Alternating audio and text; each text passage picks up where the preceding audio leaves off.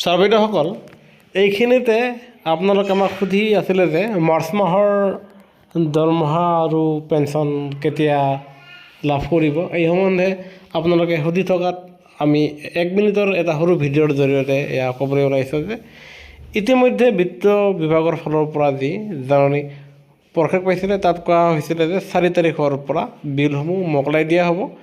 তেনে ক্ষেত্ৰত কৰ্মচাৰীসকলে আপোনালোকে 4 তাৰিখৰ পৰা যি বিলসমূহ লাভ কৰিব। ইতিমধ্যে ৰাজ্য চৰকাৰৰ অধিকাংশ কৰ্মচাৰীয়ে আপোনালোকে 4 এপ্ৰিল তাৰিখে দৰমহা লাভ কৰা নাই।